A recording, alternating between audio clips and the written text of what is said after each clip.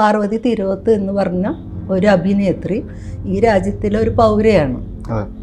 അവർക്ക് ഏത് സമയത്തും അവരുടെ പ്രത്യേകിച്ച് അവർ തൊഴിൽ മേഖലയിൽ നടക്കേണ്ടിയിരുന്ന ഒരു പരിവർത്തനത്തിന് വേണ്ടി വന്നൊരു കാര്യത്തിന്മേൽ അത് എന്തായി എന്ന് പിന്നെ ഗവൺമെൻറ്റിനോടല്ലാതെ ആരോടെ ചോദിക്കുക? ഒന്നാമത് എനിക്കതല്ല, ഈ കാശ് കൊടുത്തിട്ട് വരുന്നതാണെന്നൊക്കെ വലിയ പൊങ്ങച്ചം പറയേണ്ട ഗതികേടൊന്നും ആലോചിച്ചൊക്കെ ഒരു ജനാധിപത്യ സംവിധാനത്തിൽ പണിയെടുക്കണേന് കാശ് കൊടുക്കണം എന്നൊക്കെ പറയുന്നത് എന്തോ വലിയ ഔദാര്യം പോലെ പറയുന്ന ഗതികേടിലേക്ക് നമ്മൾ എത്തി.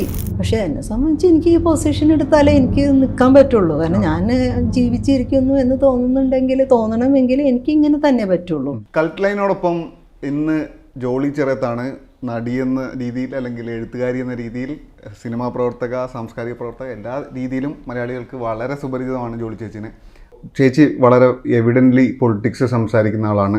എന്ന് വെച്ചാൽ സിനിമയിൽ നിന്നുകൊണ്ട് തന്നെ സിനിമക്കകത്തുള്ള കാര്യങ്ങളാണെങ്കിലും പുറത്തുള്ള ചുറ്റുപാടും നടക്കുന്ന കാര്യങ്ങളിലാണെങ്കിലും അഭിപ്രായം പറയുക അല്ലെങ്കിൽ സ്വന്തം നിലപാടൊക്കെ പറയുന്ന ആളാണ്. പക്ഷേ ഇന്ന് സിനിമയിൽ ഈ പൊളിറ്റിക്സിനെ കുറിച്ച് സംസാരിക്കുക എന്ന് പറയുന്നത് അത് എന്താ പറയുക, ഔട്ട് ഓഫ് ഫാഷനായി അല്ലെങ്കിൽ അങ്ങനെ ഒരു സംസാരത്തിൻ്റെ ആവശ്യമില്ല എന്നുള്ള തരത്തിലേക്കാണ് ഈ ചർച്ച പോയിക്കൊണ്ടിരിക്കുന്നത്. അപ്പോൾ ഇപ്പോൾ ഈ പൊളിറ്റിക്കലായി നിൽക്കുക എന്ന് പറയുന്നത് വലിയ ബുദ്ധിമുട്ടുള്ള ഒരു കാര്യമായി മാറുന്നുണ്ട്. ഒരുപാട് ഉദാഹരണങ്ങൾ നമ്മുടെ മുന്നിലുണ്ട്. ഏറ്റവും അവസാനം ഇപ്പോൾ പാർവതി തിരുവോത്ത് കഴിഞ്ഞ ദിവസം ഹേമ കമ്മിറ്റി റിപ്പോർട്ട് സമർപ്പിക്കപ്പെട്ടിട്ട് 5 വർഷം കഴിഞ്ഞിരിക്കുന്നു. എന്നിട്ടും ഒരു നിലപാടെടുക്കാത്തത് അല്ലെങ്കിൽ അടുത്ത സ്റ്റെപ്പ് എന്താണ് എടുക്കാത്തത് എന്നുള്ള ചോദ്യം മുഖ്യമന്ത്രിയോട് തന്നെ ചോദിക്കുന്ന സാഹചര്യം ഉണ്ടായി. പിന്നീട് പക്ഷേ അത് ആവശ്യത്തിന് ചർച്ച ചെയ്യപ്പെട്ടില്ല, അല്ലെങ്കിൽ അത് ആ രീതിയിൽ ടേക്കപ്പ് ചെയ്യപ്പെട്ടില്ല. ഇത് മറന്നു കളയുക അല്ലെങ്കിൽ ഇങ്ങനെ ഒരു കാര്യം സംഭവിച്ചിട്ടില്ല എന്ന രീതിയിൽ മുന്നോട്ട് പോകുക എന്നുള്ളൊരു അങ്ങനെ ഒരു ത്വരയാണല്ലോ ആളുകൾക്കുള്ളത്. പൊതുവിൽ രാഷ്ട്രീയം പറയേണ്ടതില്ല എന്നുള്ളൊരു തത്വത്തിലേക്ക് മനുഷ്യർ, അത് സിനിമാക്കാർ മാത്രമല്ല, എനിക്ക് തോന്നുന്നു പൊതുവെ നമ്മുടെ സമൂഹം തന്നെ വളരെ ഭയപ്പെടുന്നത് രാഷ്ട്രീയം പറയലാണ്. നിങ്ങൾ രാഷ്ട്രീയ പാർട്ടികളുടെ അല്ലെങ്കിൽ കക്ഷി രാഷ്ട്രീയത്തിൻ്റെയൊക്കെ ഭാഗമായിരിക്കാം, പക്ഷെ അതിനപ്പുറം നിൽക്കുന്നതാണല്ലോ നമ്മളെ സംബന്ധിച്ച കാര്യങ്ങളെ തുറന്നു പറയുക എന്നുള്ളത്.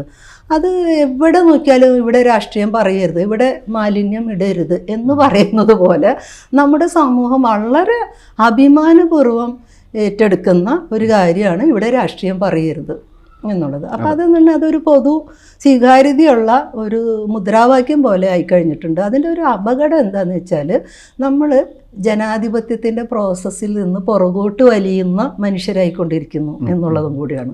പിന്നെ രാഷ്ട്രീയം പറയുന്നതിൽ എന്താ പേടി? രാഷ്ട്രീയം പറയുന്നതെന്ന് പറഞ്ഞാൽ നമ്മളെ നിലനിൽക്കുന്ന സമൂഹത്തിലെ എല്ലാ തരത്തിലുള്ള റിഫ്ലക്ഷൻസിനെയും നമ്മൾ കൊണ്ടുവരിക, അല്ലെങ്കിൽ നമ്മൾ കാണുന്നുള്ളതാണ്, അതാണല്ലോ വേണ്ടതും. അപ്പോൾ ഇത് ഒരു അപകടം പിടിച്ച ഒരു സ്റ്റേറ്റ്മെൻറ്റും കൂടിയാണ്. അങ്ങനെ ആരെങ്കിലും കരുതുന്നുണ്ടെങ്കിൽ അതൊരു അപകടം പിടിച്ച സ്റ്റേറ്റ്മെൻറ്റാണ്. പിന്നെ ഈ പറഞ്ഞത് ഇതിലേക്ക് വരുമ്പോൾ, ഹേമ കമ്മിറ്റി പോലുള്ള ഒരു കാര്യത്തിലേക്ക് വരുമ്പോൾ, ഞാനതിൻ്റെ വളരെ ഡീറ്റെയിൽ ആയിട്ട് പോയിട്ടില്ലെങ്കിൽ ഞാൻ മനസ്സിലാക്കിയൊരു കാര്യം വെച്ചിട്ട്, ആഫ്റ്റർ ഓൾ പാർവതി തിരുവോത്ത് എന്ന് പറഞ്ഞ ഒരു അഭിനേത്രി ഈ രാജ്യത്തിലെ ഒരു പൗരയാണ്. അവർക്ക് ഏത് സമയത്തും അവരുടെ പ്രത്യേകിച്ച് അവർ തൊഴിൽ മേഖലയിൽ നടക്കേണ്ടിയിരുന്ന ഒരു പരിവർത്തനത്തിന് വേണ്ടി വന്നൊരു കാര്യത്തിന്മേൽ അത് എന്തായി എന്ന് പിന്നെ ഗവൺമെൻറ്റിനോടല്ലാതെ ആരോടെ ചോദിക്കുക? എനിക്ക് അതിനെത്ര കളിയാക്കുന്നതോ അല്ലെങ്കിൽ അത് എന്തോ ഒരു അബദ്ധം ചെയ്തു അല്ലെങ്കിൽ തെറ്റായ ഒരു പ്രസ്താവന ഇറക്കി എന്നുള്ള രീതിയിൽ അതിനെ കാണുന്നതിനോടൊക്കെ എനിക്ക് ഒട്ടും യോജിക്കാൻ കഴിയുന്നില്ല. കാരണം അത് ആരെ പിന്നെ ചോദിക്കേണ്ടത്? അറ്റ്ലീസ്റ്റ് ആ സ്പേസിൽ നിൽക്കുന്ന ആളെങ്കിൽ അത് ഉന്നയിക്കണേ. ഞാൻ പറഞ്ഞത് നാട്ടുകാർ മുഴുവൻ ചോദിക്കേണ്ട ഒരു ചോദ്യമാണ്. നമ്മളെ എല്ലാതരം കമ്മീഷൻസും എന്തായി ചോദിച്ചുകൊണ്ടേ ഇരിക്കണം. നമ്മളെ നികുതി പണം എടുത്തിട്ടല്ലേ ഇതൊക്കെ ചെയ്യുന്നത്. അതെ, പ്രത്യേകിച്ച് WCCന്റെ ഭാഗമായിട്ട് ഇതിനു വേണ്ടി ഫൈറ്റ് ചെയ്ത ആളും കൂടിയാണെന്നുള്ള രീതിയിൽ അത് പ്രത്യേകിച്ചും കൂടെ നമുക്ക് അതിന് അധിക ഉത്തരവാദിത്വം വന്നു ചേരുന്നുണ്ട്. സത്യത്തിൽ അധിക ഉത്തരവാദിത്വത്തിൻ്റെ കാര്യമില്ല. സമൂഹം കുറച്ചും കൂടി മെച്ചപ്പെട്ട രീതിയിൽ ഫങ്ഷൻ ചെയ്യുകയാണെങ്കിൽ, അല്ലെങ്കിൽ അതിൻ്റെ ഒരു റെസിപ്രൊക്കേഷൻ എന്നുള്ള രീതിയിൽ ഗവൺമെൻറ് തലത്തിലും കാര്യങ്ങൾ നടക്കുമായിരുന്നെങ്കിൽ നമുക്ക് ഇത്ര അധിക ബാധ്യത വരില്ല. പക്ഷെ നിർഭാഗ്യത്തിന് നമുക്ക് അധിക ബാധ്യതകൾ ഏറ്റെടുക്കേണ്ടി വരികയാണ് ചെയ്യുന്നത്. അപ്പോൾ അങ്ങനെ ഒരു ചോദ്യത്തിൻ്റെ മേൽ അത് തിരിച്ചു വിടുന്നത് എന്തോ ഗവൺമെൻറ്റിന് എതിരായിട്ട് രാജ്യദ്രോഹ കുറ്റം പോലെയാണ്. അപ്പോൾ അത് തന്നെ വളരെ അപകടകരമായ ഒരു കാര്യമാണ്. ഒന്ന് ഗവൺമെൻറ്റിന് എതിരെ ആവുന്ന ഒരു ടോണിന് എന്തോ വിധ്വംസക പ്രവർത്തനമാണ് ഒരാൾ നടത്താൻ പോകുന്നതെന്നുള്ളൊരു തരത്തിൽ വ്യാഖ്യാനിക്കുന്നത് വളരെ മോശം ഒരു പ്രവണതയാണ്. അത് ഒരു സമൂഹത്തിനും ഒരു രാജ്യത്തിനും അതൊരു ഗുണം ചെയ്യില്ല. വേറൊന്നും എനിക്ക് തോന്നിയത്, ഞാൻ ചർച്ചകൾ കണ്ടപ്പോൾ ഉന്നയിച്ച വിഷയത്തിലേക്കല്ല ഫോക്കസ് വന്നത്. അത് വീണ്ടും രണ്ട് സ്ത്രീകൾ തമ്മിലുള്ള വഴക്കായിട്ട് അതെനിക്കാണ് ഒരു പാട്രിയാർക്കിയുടെ ഒരു സ്ട്രാറ്റജി ഉണ്ട്. എപ്പോഴും സ്ത്രീക്ക് എതിരാണ്. അപ്പോൾ നമ്മളൊരു ചൊല്ലുണ്ടല്ലോ, മലയും മൊലയും എന്നൊക്കെ പറഞ്ഞിട്ട്, ആ രീതിയിലാണ് പെണ്ണുങ്ങൾ ഇരുന്നാൽ ഒരിക്കലും അത് അവർ തമ്മിൽ ചേരൂല എന്നുള്ളൊരു രീതിയിലേക്ക്, സ്ത്രീകൾ ഒരിക്കലും ഒരു ഐക്യത്തിൽ വരില്ല എന്നുള്ളതിലേക്ക് ചുരുക്കുന്ന വളരെ വൾഗറായിട്ടുള്ള ഒരു ഡിസ്കഷനായിട്ടാണ് അത് മാറിയത്. ഇപ്പോൾ ചേച്ചി, ഈ പാർവതി തിരുവോത്തിൻ്റെ റെസ്പോൺസ് വരുന്നതെന്ന് പറഞ്ഞാൽ അതിന് തൊട്ട് മുമ്പാണ് പോലീസ് ഇതുമായി ബന്ധപ്പെട്ട് ഹേമ കമ്മിറ്റി രൂപീകരിച്ച് അതിൻ്റെ റിപ്പോർട്ട് വന്നതുമായി ബന്ധപ്പെട്ട് എടുത്ത കേസുകൾ ഏകദേശം എല്ലാം തന്നെ എഴുതിത്തള്ളാൻ പോവാണ് എന്നുള്ള തരത്തിലേക്ക് കാര്യങ്ങൾ എത്തുന്നത്. അതായത് ഈ പറഞ്ഞ അതിജീവിതകളായ ആളുകൾ മൊഴി നൽകാൻ വരുന്നില്ല, അവർ സഹകരിക്കുന്നില്ല എന്നൊക്കെ പറഞ്ഞാണ് ഈ കേസ് എഴുതിത്തള്ളുക എന്നുള്ള പോയിന്റിലേക്ക് എത്തുന്നത്. അത് തന്നെ വലിയ എന്താ പറയുക പ്രശ്നമുള്ള കാര്യമാണ്. അത് എങ്ങനെയാണ് ഡീൽ ചെയ്യേണ്ടതെന്നുള്ള ചോദ്യമുണ്ട്, ഇതൊക്കെയുണ്ട്. അപ്പോഴാണ് ഇത്രയും കാലം, അതായത് വർഷങ്ങളായി 2017 മുതൽ ഇതിനു വേണ്ടി ഫൈറ്റ് ചെയ്യുന്ന ഒരാൾ ഈ റിപ്പോർട്ട് സമർപ്പിച്ച് 5 വർഷം കഴിഞ്ഞിട്ട് പോലും ഇതിനെക്കുറിച്ചൊന്നും ചോദിക്കാൻ പാടില്ല എന്നാണ് പറയുന്നത്. ആ സമയത്താണല്ലോ പാർവതി റിയാക്ട് ചെയ്യുന്നത്. അതിനെതിരെ മാലാപാർവതി ഉൾപ്പെടെയുള്ള ആളുകൾ നടത്തിയ വിമർശനങ്ങൾ വലിയ പ്രോബ്ലമാറ്റിക്കായ കാര്യങ്ങൾ തന്നെയാണ്. അതായത് ഇത്രയും കാര്യങ്ങൾ ചെയ്ത ഒരു സർക്കാരിനെതിരെയാണ് പാർവതി ഇങ്ങനെ പറയുന്നതെന്നൊക്കെയുള്ള രീതിയിലാണ് മാലാപാർവതി സംസാരിക്കുന്നത്. അതുപോലെ മന്ത്രി സജി ചെറിയാൻ്റെ റെസ്പോൺസ് ആണെങ്കിലും ഒക്കെ ഞങ്ങൾ കോൺക്ലേവ് നടത്താൻ പോകാമെന്ന് പറയുന്നത് അടുത്ത മാസം. അപ്പോൾ അതാണൊരു സൊല്യൂഷൻ, ഒരു കോൺക്ലേവിലൂടെ പരിഹരിക്കാവുന്ന പ്രശ്നമേ ഇതിനകത്തുള്ളൂ എന്നാണ് പറയുന്നത്. പക്ഷേ അപ്പോൾ ഇതൊക്കെ ഒരു പ്രശ്നമാണല്ലോ. അതായത് ഇത്രയും കാലതാമസം ഉണ്ടാകുന്നു, അതിനുവേണ്ടി ഫൈറ്റ് ചെയ്ത സ്ത്രീകൾക്ക് എല്ലാവർക്കും അവരുടെ കരിയർ നഷ്ടപ്പെടുന്ന സാഹചര്യം ഉണ്ടാകുന്നു, എന്നിട്ടൊരു ചോദ്യം ചോദിക്കാൻ പറ്റുന്നില്ല. അതേ സമയത്ത് ഇത്തരത്തിലുള്ള കൗണ്ടറുകളാണ് വരുന്നത്. ഇപ്പോൾ മാലാപാർവതിയൊക്കെ പറയുന്ന കൗണ്ടറുകൾ നമുക്ക് ഒരു തരത്തിലും ഡൈജസ്റ്റ് ആവുന്നതല്ലോ. മാലാപാർവതിയുടെ ഒരു വിഷയത്തിലേക്ക് ഞാൻ മനസ്സിലാക്കുന്നത്, അപ്പോൾ അവർ പറഞ്ഞത് എന്നോട് വേറൊരു കുട്ടി പറഞ്ഞതാണ് ഞാൻ പറഞ്ഞത്, ഞാൻ എൻ്റെ പ്രശ്നങ്ങളൊന്നും പറഞ്ഞിട്ടില്ല, അല്ലെങ്കിൽ അവർക്ക് പ്രശ്നങ്ങൾ പറയത്തക്കത് ഉണ്ടായിട്ടില്ല. ഓക്കെ ഫൈൻ, പലർക്കും അങ്ങനെ ഉണ്ടായിട്ടുണ്ടാവും. അപ്പോൾ എന്നോട് പറഞ്ഞൊരു കുട്ടിയുടെ പ്രശ്നം പറയുമ്പോൾ ഞാൻ ചോദിക്കട്ടെ, ഒരു കമ്മീഷൻ അല്ലെങ്കിൽ ഒരു ഇത് കേൾക്കാനിരിക്കുന്ന ആളുകൾ അങ്ങനെ കേട്ടുകേൾവിയുടെ പുറത്താണോ റിപ്പോർട്ട് എടുക്കേണ്ടത്, എഴുതിയെടുക്കേണ്ടത്? അങ്ങനെയാണെങ്കിൽ എനിക്കൊക്കെ പോയിട്ട് എന്തും പറഞ്ഞിട്ട് എൻ്റെ പ്രശ്നമല്ല, ഞാനത് അവർ പറഞ്ഞതാണെന്ന് പറഞ്ഞാൽ പോരെ. അപ്പോൾ അതിനകത്തൊക്കെ എന്ത് തരം എന്താ പറയണ്ടേ വിശ്വാസ്യതയാണ് വരുന്നത്? അപ്പോൾ ഒന്ന്, അത് പ്രാഥമികമായിട്ട് അങ്ങനെ ഒരു പ്രവണത ശരിയല്ല. അതായത് കേട്ടുകേൾവി വന്നിട്ട് എനിക്ക് പറയാം എന്നുള്ളത് ഒരു ശരിയായ പ്രവണതയല്ല. രണ്ടാമത്, ആ കേട്ട കുട്ടിയുടെ പേര് പറഞ്ഞതുകൊണ്ടാണല്ലോ അവർ വിളിച്ച് ചീത്ത അറിയുന്നു. അങ്ങനെ അവരെ അടുത്ത് അപ്പോഴേക്ക് FIR ഇട്ട് പോയി. വേറൊന്നും ഈ സ്പെഷ്യൽ ഇൻവെസ്റ്റിഗേഷൻ ടീമിന് ആണോ ആദ്യം തന്നെ രൂപീകരിക്കേണ്ടത്? ഒന്ന് ഇവർക്ക് കേസിന് പോകണോ വേണ്ടയോ എന്നുള്ളതാണ് ആദ്യം അറിയേണ്ടത്.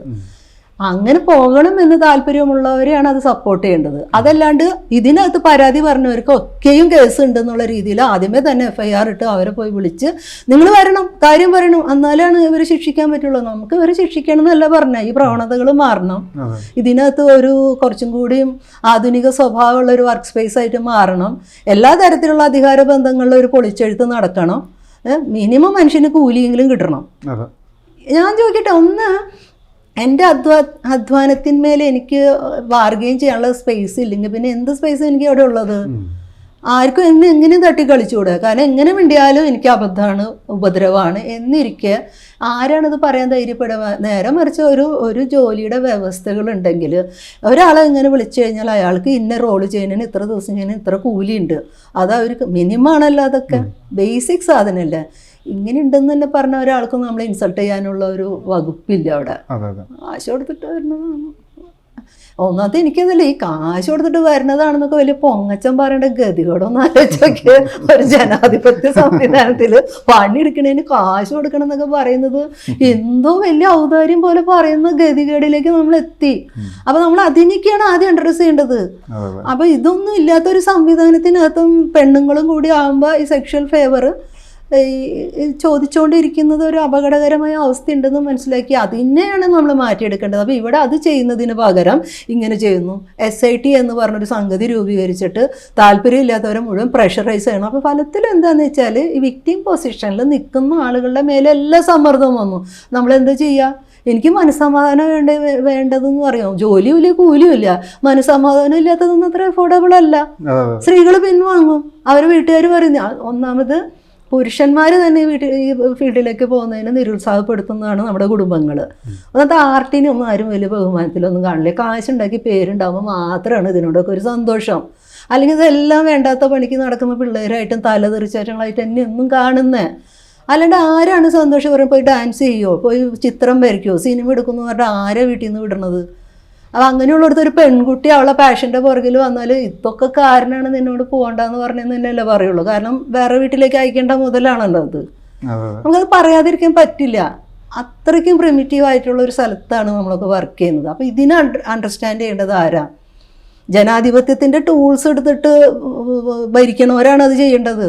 അതിന് മനസ്സിലാക്കേണ്ടത് അവർ വീട്ടിലെ അച്ഛനും അമ്മയും പോലും അല്ല, ഇവരാണത് മനസ്സിലാക്കേണ്ടത്. ഈ കുട്ടികളുടെ മേലെ ഇങ്ങനെ പ്രഷർ ഉണ്ടാവും. അപ്പോൾ അതിന് ഏറ്റവും നയതന്ത്രപരമായ രീതിയിൽ ഡീൽ ചെയ്യാനാണ് അവരൊരു സംവിധാനം ഉണ്ടാക്കേണ്ടത്, മറിച്ചല്ല. കോൺക്ലേവ് ഒക്കെ വന്നോട്ടെ, ഈ സിനിമയുടെ ഇഷ്യൂസൊക്കെ പറയട്ടെ, പക്ഷെ ആദ്യം തന്നെ അത് ഡിക്ലെയർ ചെയ്തിട്ട് 5 കൊല്ലമായിട്ട് എവിടെ? ഇപ്പോൾ ചേച്ചി നേരത്തെ പറഞ്ഞല്ലോ ആരെങ്കിലും ഇത് പറഞ്ഞുകൊണ്ടിരിക്കണം എന്നുള്ള കാര്യം. ഇപ്പം ഇത് പറഞ്ഞ ആളുകളെ അല്ലെങ്കിൽ ഇപ്പം ഈ സ്പേസിൽ നിന്നുകൊണ്ട് ആ സ്പേസിലെ ആ വർക്ക് സ്പേസ് നമുക്ക് പറ്റുന്ന രീതിയിലല്ല ഇപ്പോൾ ഉള്ളത് എന്ന തരത്തിൽ അഭിപ്രായം പറഞ്ഞ ആളുകളുടെ എല്ലാവരുടെയും കരിയർ എന്താണ് സംഭവിച്ചെന്നുള്ളത് നമുക്ക് മുന്നിലുണ്ട്. ഇപ്പോൾ എന്താ പറയുക, പാർവതി ആണെങ്കിലും റിമ കല്ലിങ്കലാണെങ്കിലും രമ്യ നമ്പീശനാണെങ്കിലും ഇവരുടെയൊക്കെ കരിയർ പറഞ്ഞോ. അതെ, ഞാൻ അതിലേക്കാണ് വരുന്നത്. അതായത് ഇവരുടെയൊക്കെ കരിയറിന് എന്താ സംഭവിച്ചത് നമ്മൾ കണ്ടുകൊണ്ടിരിക്കുകയാണ് ഇപ്പോഴും.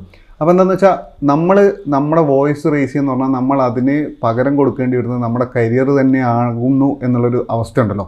അതുകൂടിയാണല്ലോ ആളുകളെ ഭയപ്പെടുത്തുന്നതും മിണ്ടാതിരിക്കാൻ ഉള്ളൊരു പ്രഷർ വരുന്നതൊക്കെ. അപ്പോൾ ചേച്ചി ഇത് സംസാരിച്ചുകൊണ്ടേ ഇരിക്കുകയാണ്. ഈ പറഞ്ഞ ഭയം എല്ലാ മനുഷ്യരെയും പോലെ ചേച്ചിയും ബാധിക്കാൻ സാധ്യതയുണ്ടല്ലോ. അപ്പോഴും ഇത് സംസാരിച്ചുകൊണ്ടേ ഇരിക്കണം എന്ന് തീരുമാനിക്കുന്നൊരു പോയിന്റ് ഉണ്ടല്ലോ. അത് അങ്ങനെ ഒരു സിറ്റുവേഷനിലേക്ക് എത്തുന്നത് എങ്ങനെയാണ്? അല്ലെങ്കിൽ ആ ഭയം എന്നെ ബാധിക്കില്ല, ഇത് മുന്നോട്ട് തന്നെ പോകേണ്ടതുണ്ട് എന്ന് തീരുമാനിക്കുന്നൊരു പോയിന്റ് ഉണ്ടല്ലോ, അതെങ്ങനെയാണ്? എനിക്ക് തോന്നുന്നത് ഭയം ബാധിക്കായികയോ, എനിക്ക് സ്ട്രെസ്സില്ലായികയോ, എനിക്ക് ഡിപ്രഷൻ വരായികയോ, എനിക്ക് ഭയങ്കര ചടപ്പ്, അതായത് ചിലപ്പോൾ ഒരു സോഷ്യൽ ഡെത്തിലേക്ക് പോയാലോ എന്ന് വിചാരിക്കുന്ന അത്രയും എനിക്ക് ഈ സമൂഹത്തിൽ നിന്ന് മനുഷ്യരിൽ നിന്ന് കട്ട് ചെയ്ത് ഇനി ഒന്നും അറിയണ്ട, ഭൂമിയിൽ നടക്കുന്നത് ഒന്നും അറിയണ്ട. അതിപ്പോൾ ഞാൻ പറഞ്ഞില്ല, എൻ്റെ വർക്കും എൻ്റെ വ്യക്തിപരമായ പ്രശ്നം എന്നുള്ളത് മാത്രമല്ല, മൊത്തം ലോകത്തിൻ്റെ ചലനങ്ങൾ വീക്ഷിക്കുമ്പോൾ എനിക്കാണ് കുറച്ച് സെൻസിറ്റീവായിട്ടുള്ള മനുഷ്യന്മാർക്കൊക്കെയും പ്രശ്നമുണ്ട്. ഒരു ഭയങ്കര നിരാശ ബാധിച്ച ലോകത്തിന് ഈ നന്മ എന്നുള്ളത് ഇല്ലേ എന്ന് ചിന്തിക്കുന്ന വിധത്തിലേക്കൊക്കെ നമ്മൾ തകർന്നു പോകുന്ന സാഹചര്യങ്ങളൊക്കെ ഉണ്ട്. കാരണം അത്രമാത്രം മൂലധനത്തിൻ്റെ കളികളാണ് നടക്കുന്നത്. നമ്മൾ ഇന്ത്യയിൽ തന്നെ ഒന്ന് ആലോചിച്ച് നോക്കിയാൽ ജനാധിപത്യത്തിൻ്റെ എല്ലാ അണിക്കല്ലും അടിച്ച് തകർത്തിട്ടാണ് ഇവിടെ കാര്യങ്ങൾ നടക്കുന്നത് അല്ലേ. അപ്പോൾ ഈ അടുത്ത കാലത്ത് തന്നെ പരിസ്ഥിതി ദിനമായിട്ട് വന്ന ഒരു കാര്യത്തിനുള്ളൊരു ചർച്ച നോക്കുക. അപ്പോൾ ഇത്രയ്ക്കും ഒരു സെൻസിബിളായിട്ട് മനുഷ്യന്മാർക്ക് ഇടപഴകാനും സംസാരിക്കാനുള്ള സ്പേസ് തന്നെ കുറയുന്നിടത്ത് നമ്മൾ നിരാശ ബാധിക്കും. ആ നിരാശ എനിക്കുണ്ട്. പക്ഷേ എന്നെ സംബന്ധിച്ച് എനിക്ക് ഈ പൊസിഷൻ എടുത്താലേ എനിക്ക് നിൽക്കാൻ പറ്റുള്ളൂ. കാരണം ഞാൻ ജീവിച്ചിരിക്കുന്നു എന്ന് തോന്നണമെങ്കിൽ എനിക്ക് ഇങ്ങനെ തന്നെ പറ്റുള്ളൂ. എനിക്കത് അങ്ങനെ വീണ്ടും അങ്ങനെ എനിക്ക് തോന്നുന്നു ഇതൊരു ജോലി ചെയ്യുന്ന ഒരു കാര്യമല്ല. മനുഷ്യരെവിടേക്കോ, നിങ്ങൾ എൻ്റെ മുന്നിൽ ക്യാമറയായിട്ട് വരുന്നതുകൊണ്ട് ജോലി പറയുന്നത് അറിയുന്നു. പക്ഷേ ഇവിടെ എവിടേക്കോ ഇങ്ങനെ മനുഷ്യന്മാർ നിരന്തരം ഇതിനു വേണ്ടി വർക്ക് ചെയ്യുന്നതുകൊണ്ട്, സംസാരിച്ചുകൊണ്ടേ ഇരിക്കുന്നതുകൊണ്ടാണ് ഭൂമി ഇത്രയെങ്കിലും മെച്ചപ്പെട്ടിട്ട് നമുക്കൊക്കെ ഉറങ്ങാൻ പറ്റുന്നത്. അതുണ്ട്. അത് പൊതുവേ ഇപ്പോൾ ആർട്ടിസ്റ്റുകൾ പൊളിറ്റിക്സ് സംസാരിക്കുന്നു എന്ന് പറയുമ്പോൾ അവിടെ ആർട്ടിലൂടെ അല്ലാതെ അവർ വോക്കലാവുന്നു എന്ന് പറയുന്ന സമയത്ത് അത് പൊതുവെ കാണപ്പെടുന്നത് എന്ന് വെച്ചാൽ അതിനെ പരിഗണിക്കുന്ന ഒരു സ്ലോഗനീറിങ് എന്നുള്ള രീതിയിലാണ്, ഒരു മുദ്രാവാക്യ സ്വഭാവം അവർ കാണിക്കുന്നു എന്നുള്ളതാണ്. അതൊരു ആർട്ടിസ്റ്റിന് ചേരുന്നതല്ല എന്നുള്ള തരത്തിലുള്ള ഒരു പൊതുബോധമുണ്ട്. അതായത് ഇവർ ഭയങ്കര സ്ലോഗനീറിങ് ആയിട്ടാണ് ഇതിനെ കാണുന്നത്, ഇവർ ഭയങ്കര വോക്കലാവുന്നു എന്നുള്ള. ഒരു ആർട്ടിസ്റ്റ് എന്ന് പറഞ്ഞാൽ അങ്ങനെയല്ല. ആർട്ടിസ്റ്റ് ഭയങ്കര കമ്പോസ്ഡായി ഇതിനെക്കുറിച്ചൊന്നും അധികം ബോധേഡല്ലാതെ മാറി നിൽക്കുന്ന ഒരാളാണ് എന്നുള്ള തരത്തിലൊരു ഇമേജ് ക്രിയേഷൻ നടന്നിട്ടുണ്ടല്ലോ. ഭയങ്കര വോക്കലായ ആളുകൾ അല്ലാതെ അവർക്ക് എന്തുകൊണ്ട് ജോലി കിട്ടുന്നില്ല എന്നുള്ള ചോദ്യം ഉണ്ടല്ലോ. അതായത് ഒരു ഗംഭീര ആർട്ടിസ്റ്റാണ്, അവർക്ക് അത്രയും കാലം കൃത്യമായ ജോലി ലഭിച്ചിരുന്നു, അവർക്ക് അവരുടെ കഴിവ് തെളിയിച്ചത് കൊണ്ടാണ് അവർ ആ ഇൻഡസ്ട്രിയിൽ അത്രയും നോട്ടബിളായി നിൽക്കുന്നത്. പക്ഷെ അവരുടെ അഭിപ്രായം പറയുന്നതോടുകൂടി അവരുടെ ആർട്ടിസ്റ്റ് എന്ന ആ വാല്യൂ തന്നെ ഇല്ലാതാവുന്നു എന്ന് പറയുന്ന അവസ്ഥ. അതിന്റെ അർത്ഥം അത്രയ്ക്കും ധാർമ്മികമായിട്ട് തകർന്നു പോയ ഒരു സമൂഹ മനസ്സാണ് നമ്മളുടേതെന്നും കൂടിയാണ്. എല്ലാവരും ഉത്തരം പറയണം, പക്ഷെ ആർക്കും സത്യത്തില് വേദനിപ്പിക്കുന്ന ഉത്തരങ്ങളൊന്നും കേൾക്കുകയും വേണ്ട. അപ്പൊ ആർക്കൊക്കെയോ ഇഷ്ടമുള്ള ഉത്തരങ്ങൾ നമ്മൾ പറഞ്ഞുകൊണ്ടിരിക്കുക, അല്ലെങ്കിൽ ചോദ്യങ്ങൾ ചോദിച്ചുകൊണ്ടിരിക്കുക. അപ്പം മൊത്തത്തിലൊരു സിസ്റ്റത്തിന് വലിയ രീതിയിൽ ചൊറിയാത്ത കാര്യങ്ങളൊക്കെ നമ്മളിങ്ങനെ പറഞ്ഞ് പോവുകയാണെങ്കിൽ ആർക്കും വലിയ കുഴപ്പമൊന്നുമില്ല. നിങ്ങൾ നിലപാടുള്ള കക്ഷിയായി കഴിഞ്ഞു, നിങ്ങൾ ആർട്ടിസ്റ്റായി കഴിഞ്ഞു. ആർട്ടിസ്റ്റ് എന്ന് പറയുമ്പോൾ ഈ പറഞ്ഞ പോലെ എന്തെങ്കിലും പ്രത്യേകതയുള്ള മനുഷ്യരാണെന്നൊന്നും ഞാൻ കാണുന്നില്ല. നിങ്ങൾക്കൊരു ക്രാഫ്റ്റ് ഉണ്ട്, നിങ്ങൾക്കൊരു പ്രത്യേകിച്ച് ഒരു കഴിവുണ്ട്, നിങ്ങളത് ചെയ്യുന്നു, ജീവിക്കുന്നു എന്നുള്ള അപ്പുറത്ത് ഇന്ന് എനിക്ക് അങ്ങനെ ആർട്ടിസ്റ്റ് ആയത് എന്തോ ഈ സമൂഹത്തിൻ്റെയും ജീവിതത്തിൻ്റെയും അപജയം കണ്ട് അത് താങ്ങാൻ പറ്റാതെ അങ്ങനെയൊന്നുമില്ല. ഇന്ന് നമ്മൾ അതങ്ങനെ തെറ്റിദ്ധരിക്കുന്നതിൻ്റെയാണോ ഈ ആർട്ടിലൂടെ പറയാൻ ശ്രമിക്കുന്നത് തന്നെയാണ് ഒരു വ്യക്തി എന്ന് പറയാൻ ശ്രമിക്കുമ്പോൾ സത്യത്തിൽ നമ്മൾ അനാവശ്യമായ ഒരു പ്രിവിലേജ്ഡ് പൊസിഷൻ ഒരാൾക്ക് കൊടുക്കുകയാണ് ചെയ്യുന്നത്. അപ്പോൾ എന്തോ ഒരു പ്രിവിലേജ്ഡ് ആയിട്ടുള്ള എന്തോ ആണ് ആർട്ട് കൈകാര്യം ചെയ്യുന്ന ആളുകൾക്ക് ഉണ്ട് എന്ന് വരുത്തി തീർക്കുക ചെയ്യുന്നത്. സത്യത്തിൽ ഇവിടുത്തെ കർഷകനില്ലേ, ഇവിടുത്തെ ഡ്രൈവർക്കില്ലേ, കൂലിപ്പണിക്ക് പോണ മനുഷ്യർക്കില്ലേ, എന്തുകൊണ്ട് അതൊരു പ്രിവിലേജ്ഡ് അല്ല? അപ്പം നമ്മൾ ഉണ്ടാക്കിയെടുക്കുന്ന ഒരു പ്രിവിലേജിൻ്റെ അകത്ത് നിൽക്കുന്ന മനുഷ്യന്മാരെ നിങ്ങൾ കാറ്റഗറൈസ് ചെയ്ത് അവരുടെ വായെന്ന് വരുന്ന മുത്തുമണികൾക്ക് ഇങ്ങനെ കാതോർക്കാതിരിക്കുമോ? സമൂഹത്തിൻ്റെ പൾസ് വേറെ എവിടേക്കാണ് കിടക്കുന്നത്. അപ്പോൾ അതുകൊണ്ട് എനിക്ക് തോന്നുന്നു ആർട്ടിസ്റ്റ് എന്ന് പറഞ്ഞിട്ട് ഒരു ഗ്ലോറിഫൈ ചെയ്ത് കൊണ്ടുനടക്കേണ്ട കാലം കഴിഞ്ഞു. പൊളിറ്റിക്കൽ ആവാന്ന് പറയുമ്പോഴേ ചേച്ചി, ഇപ്പോൾ നമ്മുടെ ചുറ്റുപാട് നടക്കുന്ന കാര്യങ്ങൾ നമ്മളെ ഡിസ്റ്റർബ് ചെയ്യുന്നതുകൊണ്ടാണല്ലോ നമ്മൾ ശരിക്കും പറഞ്ഞാൽ പൊളിറ്റിക്കൽ ആവും, നമ്മുടെ സ്റ്റേറ്റ്മെൻറ്റ് ഉണ്ടാവുന്നത്. അപ്പോൾ നമ്മൾ ഡിസ്റ്റർബ്ഡ് ആയിക്കൊണ്ടേയിരിക്കുന്ന ഒരു മനുഷ്യരാണല്ലോ ശരിക്കും പറഞ്ഞാൽ പൊളിറ്റിക്സ് പറയുന്നത്. ഇപ്പോൾ ഡിസ്റ്റർബ്ഡ് അല്ലാത്തൊരു മനുഷ്യനാണ് എനിക്ക് പൊളിറ്റിക്സ് ഇല്ല എന്നും അല്ലെങ്കിൽ ഞാൻ പൊളിറ്റിക്സ് പറയേണ്ട ആളല്ല എന്നും ഞാൻ ആക്ടിവിസ്റ്റ് ഇല്ല എന്നൊക്കെ ആക്ടിവിസ്റ്റ് അല്ല എന്നൊക്കെ പറയുന്നു. പക്ഷേ അയാൾ പറയുന്നതും പൊളിറ്റിക്സ് തന്നെയാണ്, അയാൾ പറയുന്ന പൊളിറ്റിക്സ് മറ്റൊന്നാണെന്നുള്ളതാണ് സത്യം.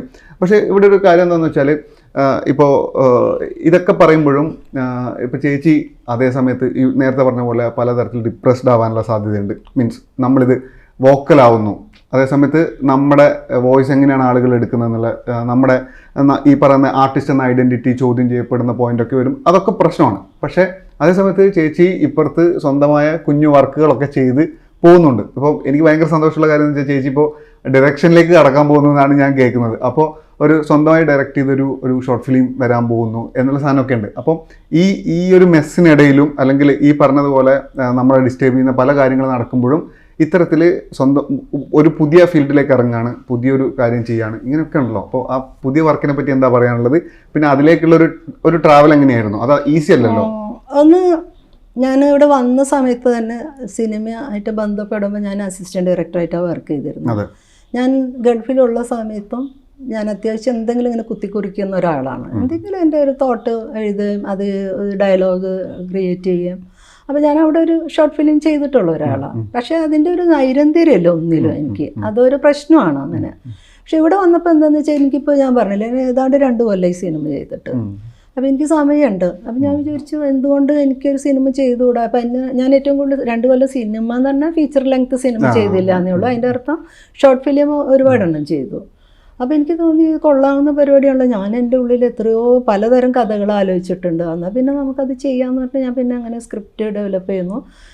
എന്നിട്ടും ഞാൻ 1.5 കൊല്ലം അത് വിട്ട് കളഞ്ഞു. പിന്നെ എൻ്റെ ചേട്ടൻ്റെ മകൻ, അവൻ എഡിറ്ററാണ്, സുഹൃത്ത് ജോമോൻ ക്യാമറമാൻ. അപ്പോൾ അവരോടൊക്കെ ഒരു ദിവസം അവരിവിടെ ഇതിലെ വന്നപ്പോൾ ഞാനിങ്ങനെ സംസാരിക്കുക, എൻ്റെ കയ്യിൽ ഇങ്ങനെ ഒരു കഥയുണ്ടോ, നമുക്ക് ഇങ്ങനെ ഒന്ന് ആലോചിച്ചാലോ. അപ്പോൾ അവരാണ് എനിക്ക് ശരിക്കും ധൈര്യം തരുന്നത്.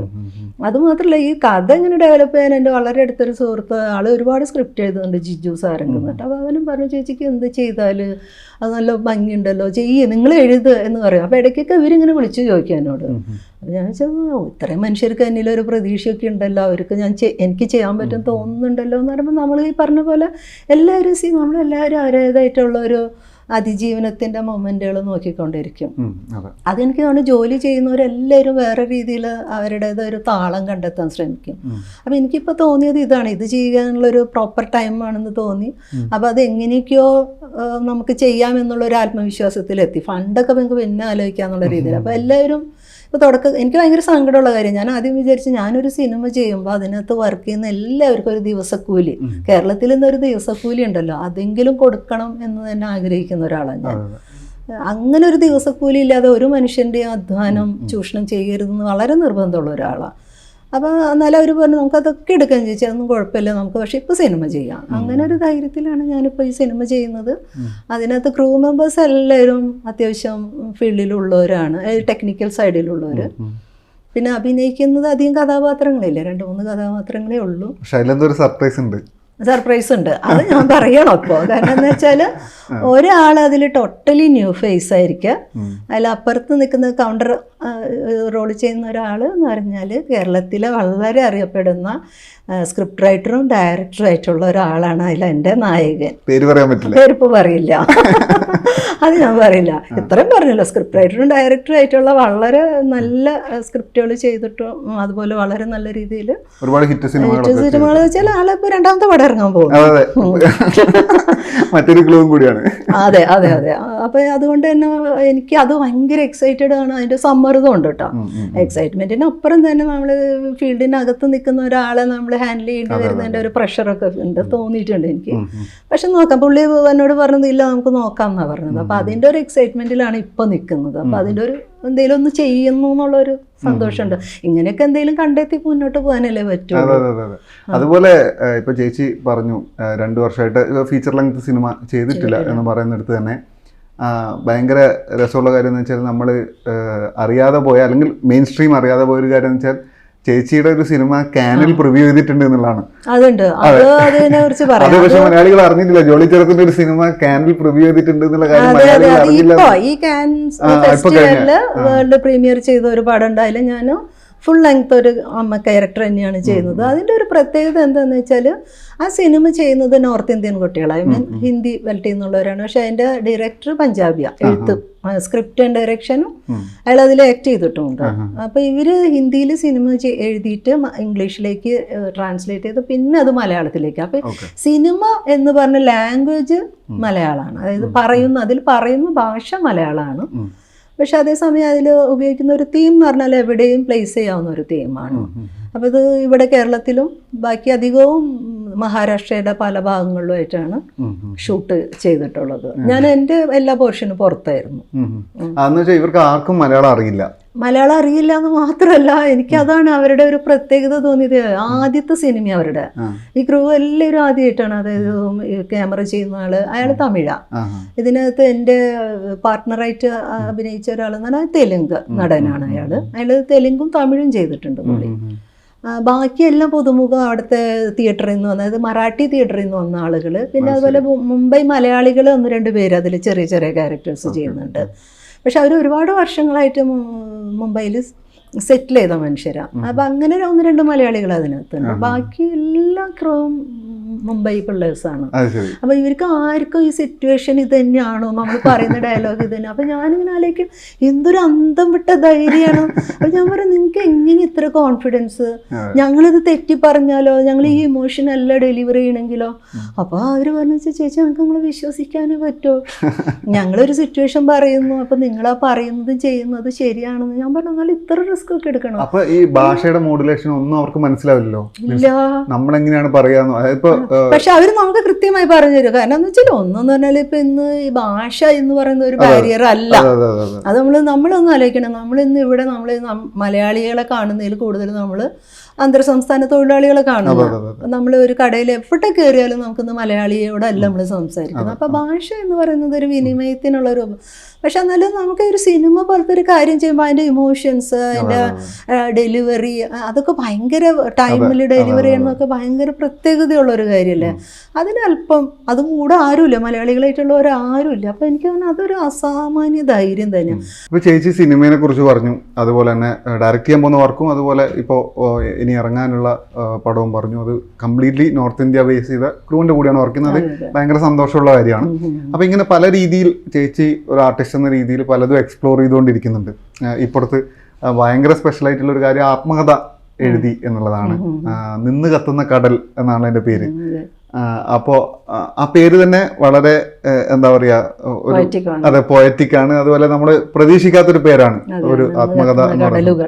അതെ, നിന്ന് കത്തുന്ന കടലുകൾ. ഓക്കെ, നിന്ന് കത്തുന്ന കടലുകൾ. അപ്പോൾ ഈ പുസ്തകം വരുന്നു, പുസ്തകത്തിലൂടെ സ്വയം ആളുകളോട് കമ്മ്യൂണിക്കേറ്റ് ചെയ്യാൻ ശ്രമിക്കുന്നുണ്ട്.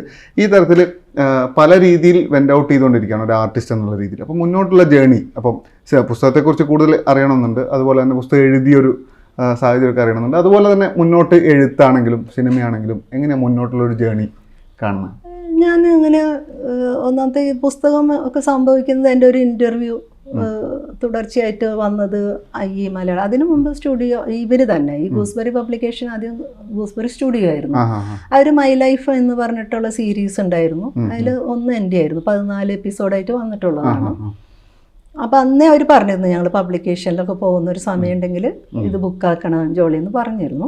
പിന്നീട് ഇത് കുറേ കഴിഞ്ഞിട്ട് ഒരു വേറെ ഈ മലയാളത്തിൽ എൻ്റെ ഇൻ്റർവ്യൂ ആയിരുന്നു. അപ്പോഴും 2-3 പേര് അപ്രോച്ച് ചെയ്തു. പക്ഷെ ഇവരിങ്ങനെ ഒരു വാക്ക് പറഞ്ഞതുകൊണ്ട് അവരും എന്നോട് ചോദിച്ചു. അങ്ങനെയാണ് ഞാൻ ഗൂസ്ബെറി പബ്ലിക്കേഷന് ഇത് കൊടുക്കുന്നത്. അങ്ങനെ പുസ്തകം വരുന്നത് എന്ന് പറഞ്ഞാൽ ഒന്ന് സ്ത്രീകളോട് എപ്പോഴും പറയുന്നത്, നമ്മളെ ജീവിതം എല്ലാം സ്വകാര്യമായിരിക്കണം. സ്ത്രീകൾ മാനാഭിമാനങ്ങൾ കീപ്പ് ചെയ്യേണ്ടവരാണ്. അപ്പം അതുകൊണ്ട് തന്നെ സ്ത്രീകളുടെ ജീവിതം പറയുമ്പോൾ പലരെയും അത് ബാധിക്കുന്നതാണ്. പക്ഷെ എന്നെ സംബന്ധിച്ച് അത് പറയേണ്ട സമയമൊക്കെ ആയോ ഇല്ല എന്നുള്ളതല്ല. നമ്മളൊരാൾ ജീവിച്ചിരിക്കുന്ന വയസ്സ് മാത്രമല്ലല്ലോ നമ്മളുടെ ഒരു കാലം എന്ന് പറയുന്നത്. അപ്പോൾ എൻ്റെ ഒരു ജീവിതം പറയുക, അത് ഞാൻ എങ്ങനെ ജീവിച്ചാലും അത് ഞാൻ ഹോൾഡ് ചെയ്യും. അതിൻ്റെ മുഴുവൻ ഉത്തരവാദിത്തം എനിക്കാണ്. അത് നിങ്ങൾക്ക് ഇഷ്ടപ്പെട്ടോ ഇല്ല എന്നുള്ളതൊക്കെ വേറെ വിഷയം. പക്ഷെ അതെനിക്ക് പറയാനൊരു കുഴപ്പമുണ്ടെന്ന് തോന്നിയിട്ടില്ല. എൻ്റെ തെറ്റും ശരിയൊക്കെ ഞാൻ എവിടെയും പറയും. അപ്പോൾ ആ അർത്ഥത്തിൽ എനിക്ക് തോന്നുന്നു അത് അത്രയും തുറന്ന് പറഞ്ഞതുകൊണ്ടും അതിനെ കുറിച്ചിട്ടുള്ള ചർച്ചകളൊക്കെ ഭയങ്കരമായിട്ട് മനുഷ്യർക്ക്, അത് പ്രത്യേകിച്ചും സ്ത്രീകൾക്ക്. അപ്പം എനിക്ക് ആ പുസ്തകത്തിന് ശേഷം ഏറ്റവും കൂടുതൽ എന്നെ തേടി വന്ന വിളികളെല്ലാം സ്ത്രീകളുടേതാണ്. അതേസമയം കുറേ പുരുഷന്മാരും വിളിച്ചിട്ട് അവർക്ക് ഇതെല്ലാം ഒരു റീതിങ്കിങ്ങിനുള്ള, ഞങ്ങൾക്ക് ഒരു കോൺഫ്ലിക്റ്റ് ഉണ്ടാക്കി, ഞങ്ങളും ഒരു ഭർത്താവുന്ന അല്ലെങ്കിൽ ഒരു പുരുഷൻ എന്നുള്ള രീതിയിൽ, മകൻ എന്നുള്ള രീതിയിലൊക്കെ ഞങ്ങളെ തന്നെ അഡ്രസ്സ് ചെയ്യേണ്ടതുണ്ട്, ഒന്ന് മാറ്റി ചിന്തിക്കേണ്ടതുണ്ട് എന്നൊക്കെ മനസ്സിലാക്കി തന്നൊരു പുസ്തകമാണെന്നൊക്കെ പറയുമ്പോൾ ഭയങ്കര സന്തോഷമുണ്ട്. കാരണം ഒന്നും പറഞ്ഞാൽ ഞാനല്ല തുടങ്ങുന്ന എൻ്റെ പുസ്തകം, ഞാൻ എനിക്കതിൽ കുറവൊന്നുമില്ല. കുറച്ച് ആത്മരീതിയൊക്കെ ഉണ്ട് എനിക്ക്, ഇല്ല എന്നൊക്കെ ഭാവിച്ചെങ്കിലും. അപ്പം ഞാനിസത്തിലൊക്കെ നിൽക്കുമ്പോൾ വലിയ സുഖമാണ്, വലിയ സന്തോഷമാണ്. ആളുകൾ ശ്രദ്ധിക്കുന്നു, ആളുകൾ അപ്രിഷ്യേറ്റ് ചെയ്യുന്നു. അപ്പോൾ അതിൻ്റെ എല്ലാ സുഖം എനിക്കുണ്ട്, അത് ഞാൻ നന്നായി ആസ്വദിക്കുന്നുണ്ട്. പക്ഷേ ഈ ഞാനിൻ്റെയൊക്കെ ഉള്ളിലും നമുക്ക് തന്നെ പിടികിട്ടാത്ത നമ്മളുണ്ട്, നമ്മളെ വേദനിപ്പിക്കുന്ന ഒരു നമ്മളുണ്ട്, തിരിച്ച് നമ്മളും വേദനിപ്പിക്കുന്നുണ്ട്. ആ ഒരു യാത്ര നമുക്ക് പറയാനും കൂടി പറ്റണമെന്ന് എനിക്ക് തോന്നുന്നു. അത് അനുഭവിക്കാനും പറയാനും പറ്റണം. ഇതിനുള്ള ഒരു ധൈര്യമൊക്കെ ആർജിച്ചെടുക്കലാണ് മൊത്തത്തിൽ ജീവിതത്തിൽ വേണ്ടതുള്ളൂ. വേറൊന്നുമില്ല. നമുക്ക് ബോധ്യപ്പെട്ട ഒരു ജീവിതം ജീവിക്കാനുള്ള ഒരു കരുത്ത്, അതിനെ അഡ്മിറ്റ് ചെയ്യാനുള്ള ഒരു കരുത്ത്. അപ്പം നമുക്ക് ഈ മാനിപ്പുലേഷനൊന്നും ഇല്ലാണ്ട് ജീവിക്കാൻ പറ്റും. വലിയ റിസ്ക് ഇല്ല, ആളുകൾക്കും റിസ്ക് ഇല്ല, നമുക്കും റിസ്ക് ഇല്ല. ഇതൊരു പുതിയ സംസ്കാരം ഉണ്ടാക്കുമോ, പുതിയ തോട്ട് പ്രോസസ്സ് ഉണ്ടാക്കുക എന്നുള്ളതൊന്നും നമ്മുടെ കൺസേൺ ആവേണ്ട കാര്യമില്ല. മിനിമം ഇത്രയും ചെയ്യാം. നമ്മളിവിടെ സംസ്കാരം ഉണ്ടാക്കി വെച്ചിട്ടൊന്നും പോകേണ്ട കാര്യമില്ല. അതൊരു ഇവോൾവിങ് പ്രോസസ്സാണ് അല്ലേ. നമ്മളെ അച്ഛനമ്മ ജീവിച്ച പോലെയാണ് നമ്മൾ ജീവിക്കുന്നത്. നാളെ ഇനി അവർ ജീവിക്കേണ്ടത് എനിക്കാണ് അതൊന്നും നമ്മളെ ബാധ്യതയല്ലെന്നേ. നാളത്തെ തലമുറയ്ക്ക് ബാക്കി എനിക്കൊന്നും ബാക്കി വയ്ക്കാനില്ല. നാളത്തെ തലമുറ അവരെ ജീവിതം ജീവിച്ചോളും. എനിക്ക് ആകെ ബാക്കി വയ്ക്കാനുണ്ടെങ്കിൽ നമ്മൾ ജീവിച്ച ഇടം, ഇപ്പം ഞാൻ ഈ ഒരു സ്പേസിൽ ജീവിക്കുന്നുണ്ടെങ്കിൽ കുറേ വൃത്തികേടാക്കാതെ, കുറേ വൃത്തികേടാക്കാതെ അടുത്തൊരാൾക്ക് ഇവിടെ കിടന്നുറങ്ങാനായിട്ട് ആ സ്ഥലം, ഈ ഇടത്തെ അങ്ങനെ ഇടുക എന്നുള്ളതാണ്. ഇത്ര ബാധ്യത എനിക്കുള്ളൂ. വേറെ ഞാൻ എങ്ങനെ ജീവിച്ചില്ല എന്നുള്ളതൊക്കെ എൻ്റെ മാത്രം ബാധ്യതയാണ്. അതൊരു സംസ്കാരത്തിനോ എന്തെങ്കിലും റെവല്യൂഷണറി ആയിട്ടൊക്കെ ആർക്കെങ്കിലും തോന്നി അവരെ മണ്ടത്തരം. എനിക്കെന്താ ഇതൊരു ജോലി, ഒരു വിപ്ലവത്തിന് എനിക്കറിഞ്ഞൂടാ. ഞാനങ്ങനെ ഒരു റെവല്യൂഷണറി ആയിട്ട് ജീവിക്കുന്ന ഒരാളല്ല. എൻ്റെ സൗകര്യം ഇതാണെന്ന് അറിയാം. ഇപ്പം ഇങ്ങനെ ജീവിക്കുന്നതാണ് എൻ്റെ സൗകര്യം. എന്തോ ജീവിച്ചപ്പോൾ നിങ്ങൾ പറയുന്ന ഭയം എന്നെ ബാധിക്കുന്നില്ല. പക്ഷെ ഞാൻ പറഞ്ഞ അടിസ്ഥാനപരമായിട്ട് മനുഷ്യനെ ഏറ്റവും കൂടുതൽ ഹോണ്ട് ചെയ്യുന്നത് ഭയം തന്നെയാണ്. ഭയമില്ല എന്നൊക്കെ പറയുന്നത് ഭയങ്കര തെറ്റാ. പക്ഷെ ഈ പറഞ്ഞ അവസ്ഥയിലാണെങ്കിൽ അനാവശ്യമായ പല ഭയങ്ങളും ഇല്ലാതാവും. അത് നമുക്ക് വേണ്ടുന്നത് നമ്മൾ എന്താ തേടുന്നത്, നമുക്ക് എന്താ ആവശ്യം എന്നുള്ള ഒരു ക്ലാരിറ്റി ഉണ്ടാവുക എന്നുള്ളതാണ്. അപ്പം എനിക്ക് തോന്നുന്നു അതിലേക്കൊക്കെ എത്തൂലോ, ജീവിച്ച മനുഷ്യരെത്തൂലോ. അതിന് നിങ്ങൾ പറയുന്ന ഈ കാലയളവല്ല. ഇപ്പം ഞാൻ ഇത്ര വർഷം ജീവിച്ചിരുന്നതൊന്നുമല്ല ഞാൻ ജീവിച്ചെത്തി എന്ന് പറയുന്നത്. അതെവിടെയോ വെച്ച് എപ്പോഴെങ്കിലും സംഭവിച്ചിട്ടുണ്ടാവും. ചിലപ്പോൾ എന്നെക്കാളും ചെറിയൊരു കുട്ടിക്ക് അത് എന്നേ സംഭവിച്ചിട്ടുണ്ടാവും. അതുകൊണ്ടാണല്ലോ 33 വയസ്സിലും 24 വയസ്സിലും ഒക്കെ മനുഷ്യർ ഭയങ്കര മാതൃകയായിട്ടുണ്ടാവണം അല്ലേ. 33 വയസ്സിലൊരു യേശുക്രിസ്തു, 24 വയസ്സിലൊരു ഭഗത് സിംഗും അങ്ങനെയുള്ള പല വയസ്സുകളിൽ ഉണ്ടാകുന്നത് എന്തുകൊണ്ടാണ്? ഞാൻ പറഞ്ഞാൽ അവർ അന്തം വിട്ട് മരിക്കാൻ തയ്യാറായത് മാത്രമല്ല, ശ്രീബുദ്ധൻ 10-27 വയസ്സിൽ ശ്രീബുദ്ധനൊക്കെ ഉണ്ടാവുന്നത് മനുഷ്യരുടെ പ്രോസസ്സ് എപ്പോഴൊക്കെ എവിടെ നടക്കുന്നു എന്നുള്ളതാണ്. അത് നൈരന്തര്യം ഉണ്ടാകുമ്പോൾ അതിനൊരു ഭംഗിയുണ്ട്. അല്ലാതെ വേറെ എനിക്ക് ഇതിനകത്ത് ഞാനിത് ചെയ്യാൻ വേണ്ടി അങ്ങനെയൊന്നുമില്ല. എനിക്കിപ്പോൾ ഇത് ചെയ്യാനുള്ള സൗകര്യം ഉണ്ടായി, ഞാൻ ചെയ്തു. നാളെ എനിക്ക് സിനിമ ചെയ്യാൻ ഞാനിങ്ങനെ ഒരു നിർബന്ധങ്ങളും ഇല്ലാത്ത ഒരാളാണ്. എനിക്ക് ആകെ പഠിക്കണ കാലത്ത് പോലും ഞാൻ ജയിച്ചിരിക്കണം, ഫസ്റ്റ് ക്ലാസ്, അങ്ങനെ ഒരു നിർബന്ധമില്ല. ഞാൻ പഠിക്കും, കിട്ടിയത് കിട്ടും. അങ്ങനെ മത്സരമില്ല എന്നുള്ളതായിരിക്കാം കേട്ടോ. എനിക്ക് ഒന്നിനോട് മത്സരം ഉണ്ടായിരുന്നില്ല. എൻ്റെ ക്ലാസ്സിൽ ഫസ്റ്റ് ഞാനാണോ അങ്ങനെയൊന്നുമില്ല. ഞാൻ ഓടിയ ഓട്ടത്തിൽ ഫസ്റ്റ്, എനിക്ക് ഫസ്റ്റ് ആണോ, ഓക്കെ ഗുഡ്, അത്രേ ഉള്ളൂ. അപ്പം എനിക്കത് മോശം കാര്യമാണോ നല്ല കാര്യമാണോ എന്ന് ചോദിച്ചാൽ എനിക്കറിയട്ടെ. ഞാൻ മത്സരത്തിനൊപ്പം ഇല്ല, നിങ്ങളുടെ ഈ റാറ്റ് റേസിൽ ഞാനില്ല. എനിക്കതാണ് സന്തോഷം. അത് ജീവിതത്തിൽ എവിടെയും ഞാനത് കീപ്പ് ചെയ്തിട്ടുണ്ട്. എനിക്ക് അതിന് നിൽക്കാൻ താല്പര്യമില്ല എന്നുള്ളത്. അതുകൊണ്ട് എനിക്ക് വലിയ കുഴപ്പമില്ലാതെ ഇങ്ങനെ പോകുന്നു. അപ്പോൾ എനിക്കിപ്പോൾ സിനിമ ചെയ്യാൻ തോന്നുന്നു, സിനിമ ചെയ്യാനുള്ള സാഹചര്യം ഈ പ്രായത്തിലെന്ന് പറഞ്ഞാൽ, പ്രായമൊക്കെ പറഞ്ഞാൽ എനിക്ക് ഭയങ്കര ഒഫെൻസീവ് ആവും. ഞാൻ എപ്പോഴും പറയും, ഞാനിവിടെ ജീവിച്ചു എന്നുള്ളതിൻ്റെ ഒരു കാലയളവ് മാത്രമാണ് എൻ്റെ പ്രായം. അത് ഞാൻ ചെയ്യാൻ പോകുന്ന കാര്യങ്ങളോ ഇനി എൻ്റെ വ്യക്തി ജീവിതമായിട്ട് അതിനൊരു ബന്ധവുമില്ല. നാളെ ചിലപ്പോൾ ഇതിനേലും ഇടക്കെട്ട കാര്യം ഞാൻ ചെയ്യും. അതൊക്കെ വേറെ വിഷയമാണ്. അപ്പം എനിക്ക് അത്രയും സന്തോഷങ്ങളൊക്കെ ഉണ്ടാവണ്ടേ മനുഷ്യർക്ക്. ആ സന്തോഷങ്ങൾക്കും ഞാൻ ബേസിക്കലി മനുഷ്യരെല്ലാവരും ആഗ്രഹിക്കുന്ന സന്തോഷമായിട്ടിരിക്കാനാണ്, അല്ലേ? അപ്പം ഈ സന്തോഷം കിട്ടുന്നത് എന്താണെന്ന് ചിലപ്പോൾ ഫെയിം ആയിരിക്കും, അല്ലെങ്കിൽ 4 ആൾ നമ്മളെ കാണുമ്പോൾ ഒക്കെ കൈയടിക്കണതായിരിക്കും. എന്തൊരു രസമെന്നാ, വെറുതെ ചിലപ്പോൾ അതാ ചേച്ചിയല്ലെന്നൊക്കെ പറയുമ്പോൾ വെറുതെ പവറ്, നല്ല സന്തോഷം. ഞാനിങ്ങനെ ആളുകളൊക്കെ എന്നെ തിരിച്ചറിയണ്ടല്ലേ, കൊള്ളാലോ പരിപാടി. അപ്പം എൻ്റെ കൂട്ടുകാരികൾ പറയും, നീ എന്താ ഇങ്ങനെ നടക്കണ്, ഡൈ ഇട്ടിട്ട് നടക്ക്, നീ അങ്ങനെയൊന്നും നടക്കാൻ പാടില്ല. അപ്പം ഞാനില്ല. അപ്പം ഞാൻ വെറുതെ ഭയങ്കര ലാളിത്യത്തിൻ്റെ ആളാവുന്നു. ചുമ്മാ ഇങ്ങനെ ഓരോരോ വെറുതെ ഒരു കാര്യമില്ല. മനുഷ്യർക്ക് ഇതിലൊന്നും വലിയ ആകാംക്ഷയൊന്നുമില്ല. വെറുതെ നമ്മൾ പരസ്യം കാണുമ്പോൾ നോക്കുന്നു, അനൗൺസ്മെന്റ് കേൾക്കുമ്പോൾ നോക്കുന്നു എന്നുള്ളത് പോലെയൊക്കെയുള്ളൂ. അതിനപ്പുറം എത്ര പേര് എന്താണ് നമ്മളെ ഹോൾഡ് ചെയ്യുന്നത്? ഇത്രയേ ഉള്ളൂ. വളരെ നൈമിഷികമായി. പക്ഷേ ഈ നൈമിഷികമായ സുഖങ്ങളിലും ചാഞ്ചല്യത്തിലൊക്കെയാണ് മനുഷ്യൻ നിൽക്കുന്നത്. അപ്പം അതിൻ്റെ ഒരു ബ്യൂട്ടിയൊക്കെ ഞാൻ ആസ്വദിക്കുന്നുണ്ട്. അപ്പം ഞാൻ സിനിമ ചെയ്യും, ചിലപ്പോൾ നാളെ പുസ്തകം വേറെ എഴുതും, ഇനി എൻ്റെ ആത്മകഥേൻ്റെ 2ാം ഭാഗം എന്ന് പറഞ്ഞ് എഴുതും. അതൊക്കെ ഇവിടെ എടുക്കാൻ ആളുണ്ടെന്നും കൂടെ മനസ്സിലാക്കിക്കോ. അത്രയേ ഉള്ളൂ. ഞാൻ ചിലപ്പോൾ ഞാൻ സ്വയം മക്കാറായ മാതിരി ഇരിക്കും, ചിലപ്പോൾ ഞാൻ ആളുകളെ മക്കാറാക്കും. ഇതൊക്കെ ഒരു വളരെ തമാശയാണ്. ഇത്ര തമാശയായിട്ട് ഞാൻ ഇപ്പോൾ ഒരു ലോകത്തെ കാണുന്നുള്ളതാണ്. നിങ്ങൾ സീരിയസ് ആയിട്ട് തന്നെ എടുക്കരുത്. അത്രേ ഉള്ളൂ.